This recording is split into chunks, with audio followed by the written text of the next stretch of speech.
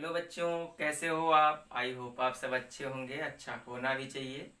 बच्चों, आज का जो हमारा टॉपिक है वो टॉपिक का नाम है AMU, एटॉमिक मास यूनिट। तो ये टॉपिक जो है एटॉमिक मास यूनिट, इसको हम लोग बहुत अच्छे से पढ़ेंगे क्योंकि ये टॉपिक जो है हमारे लिए बहुत ही इम्पोर्टेंट है।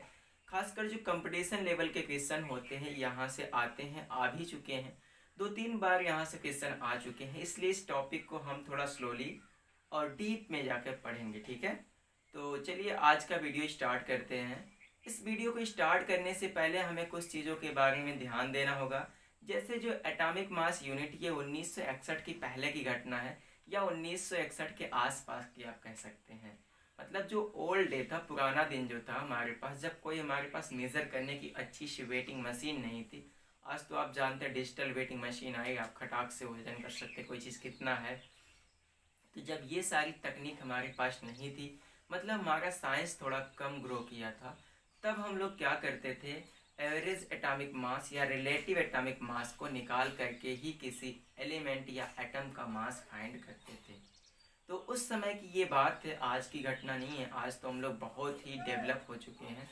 डेवलप क्या, डेवलपमेंट इतना ज़्यादा हो चुका है कि अब आप अगर निगलेक्टेबल कोई मास है, जीरो से भी कम है, मतलब सॉरी जीरो के आसपास है, तो उसको भी मेज़र कर लेते हैं हम आज के बैलेंस मशीन से, ठीक है। तो चलिए आज का वीडियो स्टार्ट करते हैं। आज की वीडियो को आप कभी मतलब थोड़ा भी स्किप मत करिएगा। अगर आप वीडियो को स्किप करते हैं तो आपको ये चीज़ें बिल्कुल समझ में नहीं आएगी। आप धीरे धीरे पूरे वीडियो को देखिएगा। अगर आप थोड़ा बहुत जानते इस वीडियो के बारे में तो इसकी स्पीड बढ़ा के देखिएगा, क्योंकि मैं वीडियो को बहुत स्लो चलाऊँगा, ठीक है।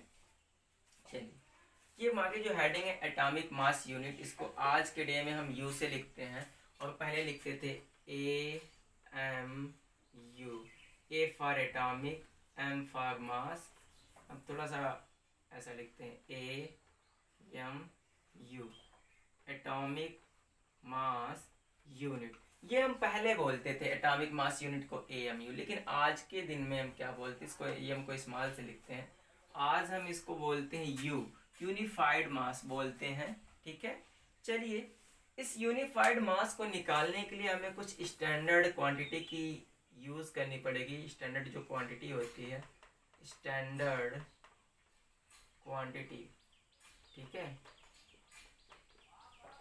या फिर कोई स्टैंडर्ड हम लोग एलिमेंट ले लें। उस स्टैंडर्ड एलिमेंट को लेने के लिए यहाँ पे थोड़ी सी कंडीशन है। जैसे कि सपोज कर लो कोई कमांडो चुना जाता है, सेना में कमांडो को हम लोग चुनते हैं। तो क्या कमांडो को कोई सिंपल व्यक्ति होता है? किसी को भी उठा के ले जाके कमांडो बना देते हैं? सोचो, नहीं ना। तो क्या होता है, हम ऐसे लोग को बनाते हैं कमांडो जो थोड़े से क्या हो, आप कह सकते हैं रेगुलर हों। रेगुलर हूँ, ऐसा नहीं कि उसने कमांडो की नौकरी तो कर ली, मतलब कमांडो पोस्ट पे ज्वाइनिंग तो ले ली, लेकिन क्या है, एक दिन आए दूसरे दिन छुट्टी लेके घर चला जाए, फिर तीसरे दिन आए, चौथे दिन फिर छुट्टी लेके घर चला जाए। तो क्या क्या ऐसे लोग को कमांडो आप बनाएंगे? नहीं ना।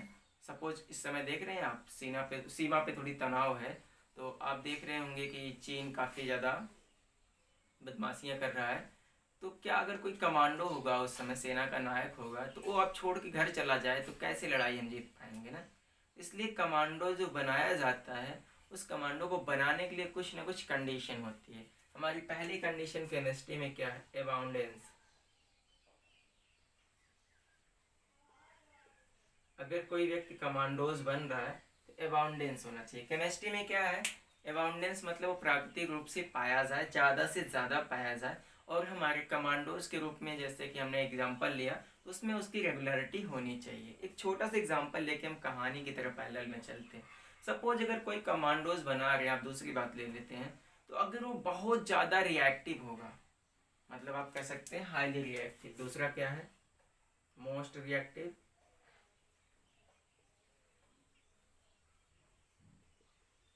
और एक कंडीशन और है, लीस्ट रिएक्टिव। सारी कंडीशन हम लिख के तभी बात करते हैं। और एक लास्ट कंडीशन क्या है, लीस्ट रिएक्टिव के बाद लो आइसोटॉप और मिनिमम आइसोटॉप, मिनिमम आइसोटॉप्स, ठीक है। तो ये सारे जो कंडीशन है एक कमांडोज को चुनने के लिए, देखिए भाई साहब ने पहला क्या बोला, और रेगुलर होना चाहिए, जो हमारा कमांडोज होगा रेगुलर होना चाहिए, मतलब रोज सुबह उठ करके अपनी ड्यूटी पर आ जाए। ऐसा नहीं एक दिन आए 2 दिन सोता ही रह जाए ताकि सीमा पे लड़ाई हो। तो हमारे सैनिक ये प्रतीक्षा करे कमांडो ऑर्डर देगा तो हम फायरिंग करेंगे। तो भाई साहब उसमें फायरिंग करने लायक रहेंगे ही नहीं। हाँ भाई, अगला थोड़ी इंतजार करेगा आपका कमांडो सो के जगेगा तब वो आएगा तो आदेश देगा तो लड़ाई शुरू होगी। ऐसा सिर्फ महाभारत में होता था कि शंख बजेगी तभी लड़ाई होगी और फिर बजेगी तभी बंद होगी। पर ऐसा कोई यहाँ पे अब नहीं है। अभी आज का भारत है और वो आज का चीन है। भाई सब कोरोना भेज दिया फुल गारंटी के साथ। चल, मोस्ट रिएक्टिव। अच्छा, ये बात ना हमारे कमांडो के अंदर नहीं होनी चाहिए और लीस्ट रिएक्टिव भी नहीं होनी चाहिए। इसका क्या मतलब? देखिए भाई साहब, मोस्ट रिएक्टिव का मतलब तुरंत वो रिप्लाई कर दे। तुरंत रिप्लाई करने का मतलब जैसे सीमा पे थोड़ा सा तनाव हुआ तुरंत आदेश दे दे, लड़ाई नहीं यार। इससे तो हमारे देश की प्रॉपर्टी, जो हमारे देश की इकोनॉमी है, वो डैमेज हो जाएगी, है कि नहीं। तुरंत नहीं, थोड़ी उसके अंदर क्या होनी चाहिए, सहनशीलता होनी चाहिए।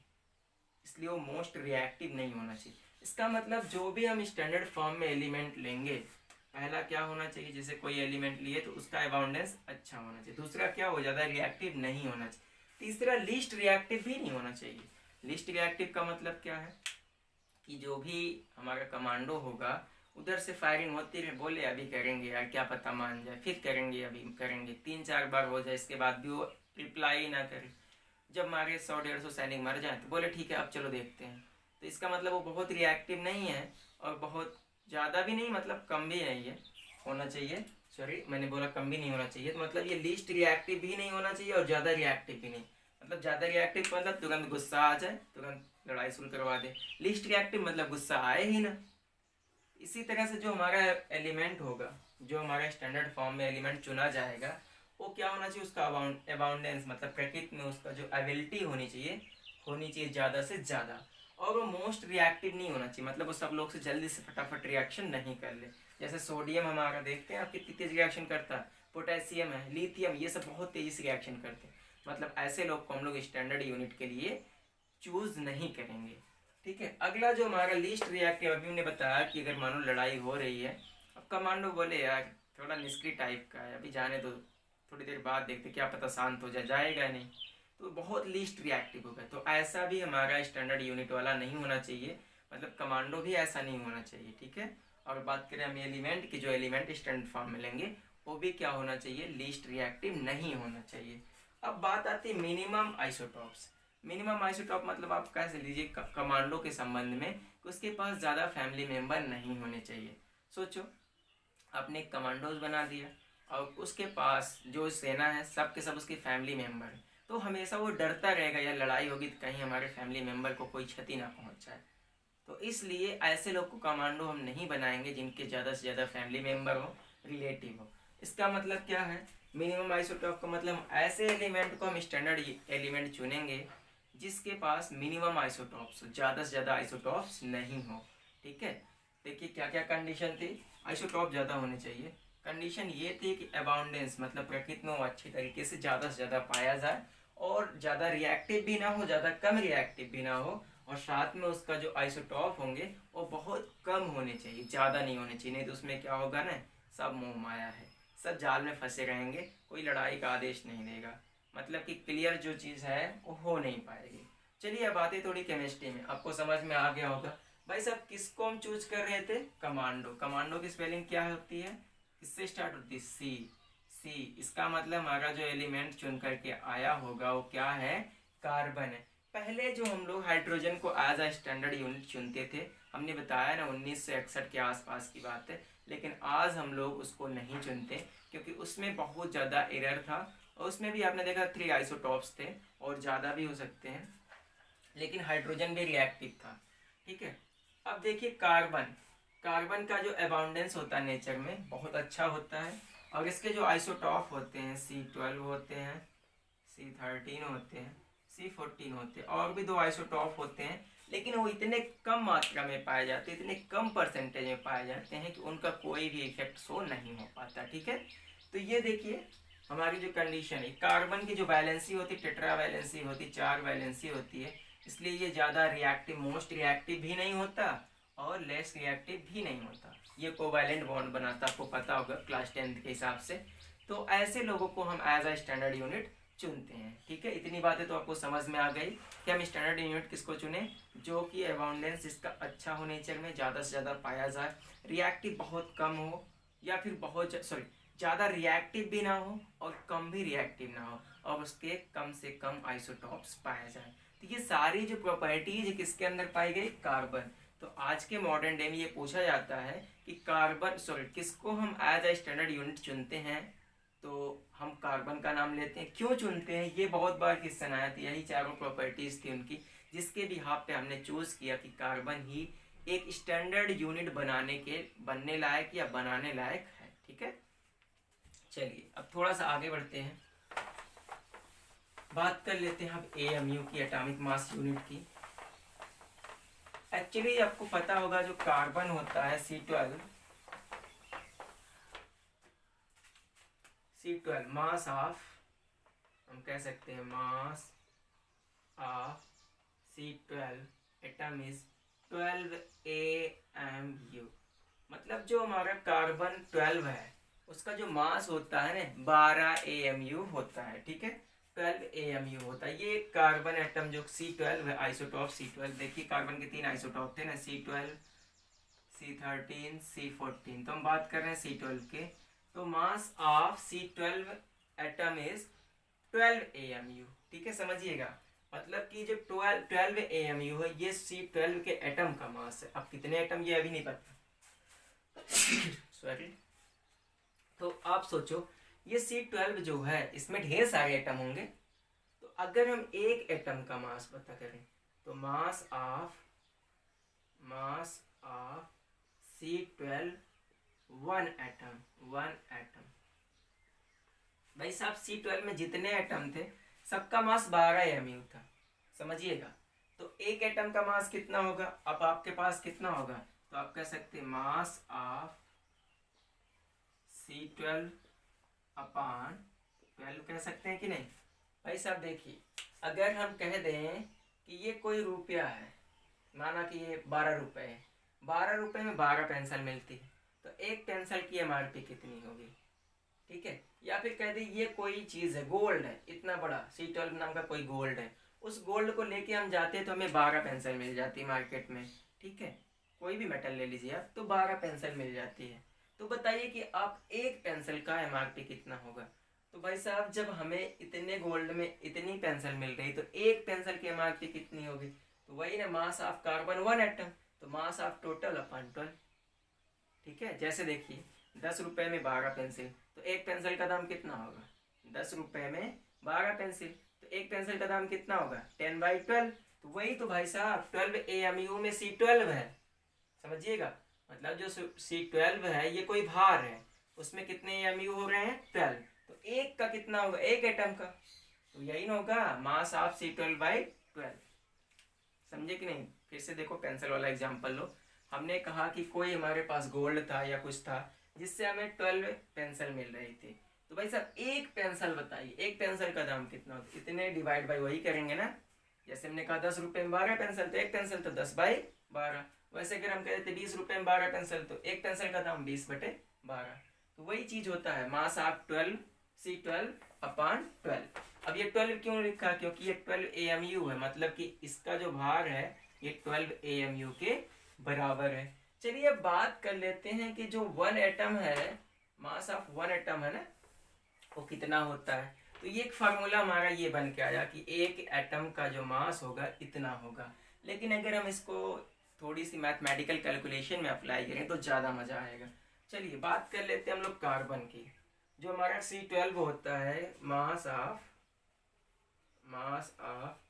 C12 इज 12 ग्राम होता है, 12 ग्राम पर मोल होता है।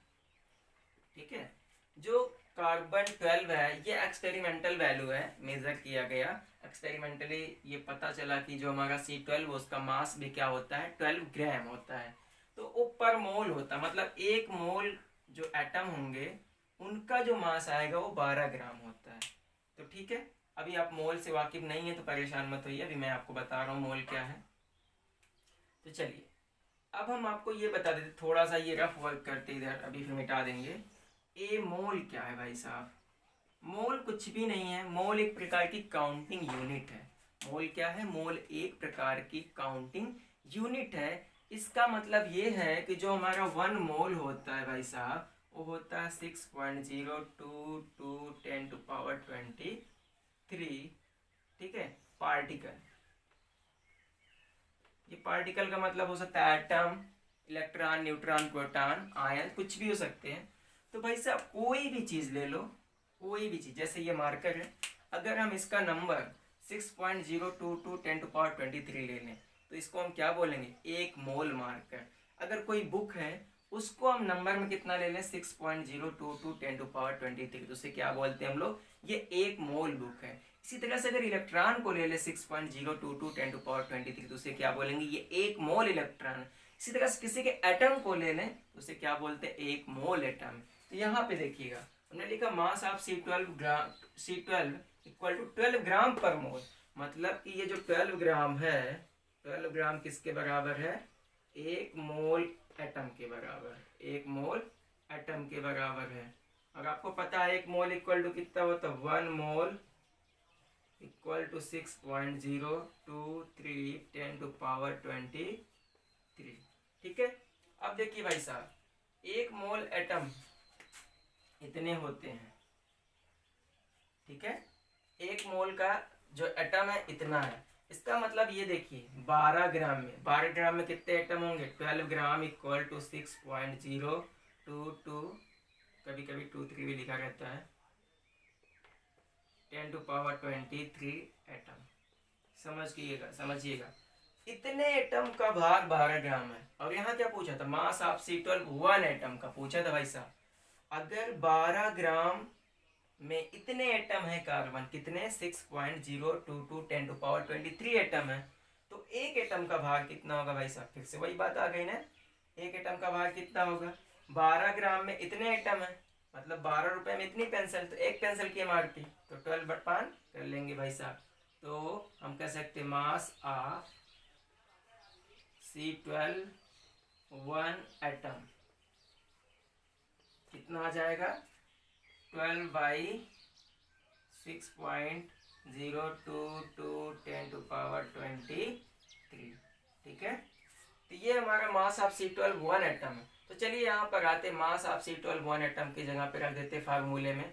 तो हमने यहाँ देखिए मास ऑफ C12/12 था ना, तो ये भाई साहब मास ऑफ C12 के 1 एटम का यहाँ रख दीजिए इस फार्मूले में। देखिए तो क्या आएगा, जब मास ऑफ C12 रखेंगे तो आ जाएगा ये 12/6.022 10⁻23। अब ये देखिए इतना हुआ, अपान फिर से 12/1, ये मल्टीप्लाई हो जाएगा, 12 से 12 कैंसिल हो जाएगा। तो जो हमारा आएगा मास ऑफ 1 एटम कितना आएगा? 1/6.022 10⁻23। ये हमारा आ जाएगा मास ऑफ C12 1 एटम। कार्बन के 1 एटम का मास आ जाएगा, जिसमें हम किस में कैलकुलेट करेंगे? AMU में कर रहे हैं। देखिए यहाँ हमने पहले लिखा था मास of C12 1 atom is 12 AMU ना, तो ये AMU में यहाँ ही काउंट कर रहे हैं। जब हम इसको सॉल्व करेंगे तो कितना आएगा? इसका जो आंसर आएगा 1.66 × 10⁻, ये ऊपर जाएगा 23 तो आ जाएगा 24 माइनस का 24 AMU। ये हमारी कैलकुलेशन से वैल्यू आई। अगर आपको कैलकुलेट करने में दिक्कत हो रही है तो आप फटाफट स्क्रीनशॉट लीजिए, मैं आपको करके दिखा रहा हूँ।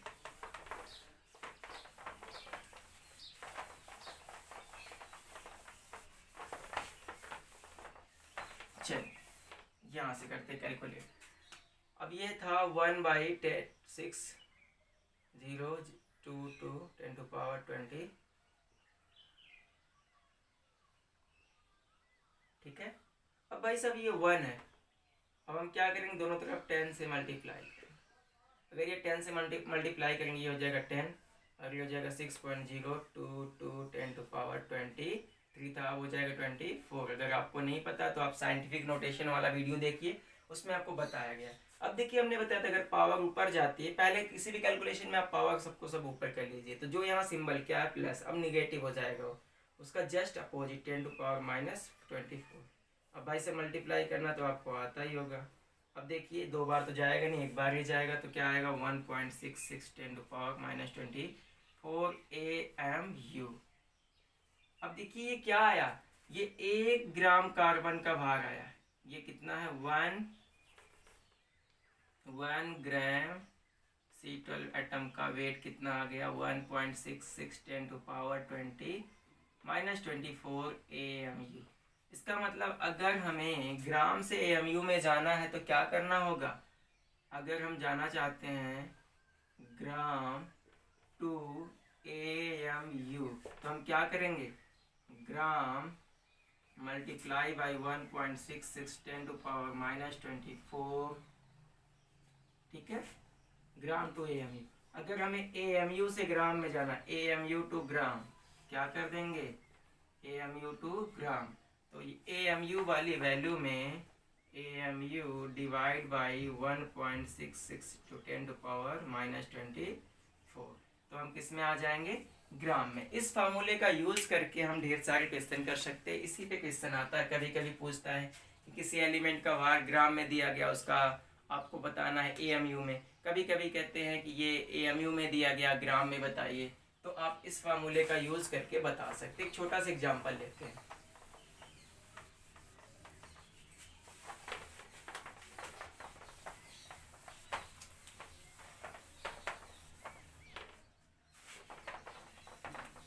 चलिए सपोज कह दे कि हाइड्रोजन का जो मास 1.67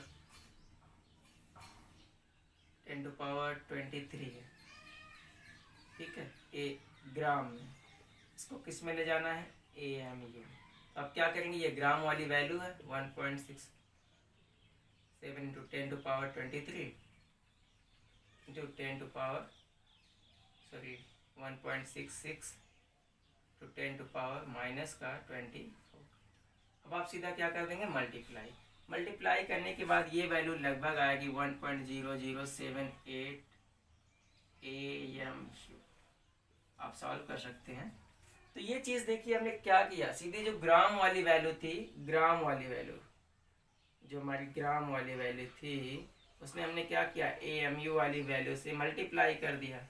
और अगर AMU से हमें ग्राम में जाना हो तो क्या करते, AMU में जो वैल्यू दी होती ग्राम वाली उससे डिवाइड कर देते, जो दी रहेगी क्वेश्चन में। तो इस तरह से हम लोग एटॉमिक मास यूनिट के क्वेश्चन कर सकते हैं। आज की इस वीडियो में बस इतना ही। अगले वीडियो में हम लोग बात करने वाले हैं एवरेज एटॉमिक मास के बारे में, रिलेटिव एटॉमिक मास के बारे में, साथ में ही जो मोल कॉन्सेप्ट का बेसिक फार्मूला है और कैसे डिराइव होता है उसके बारे में।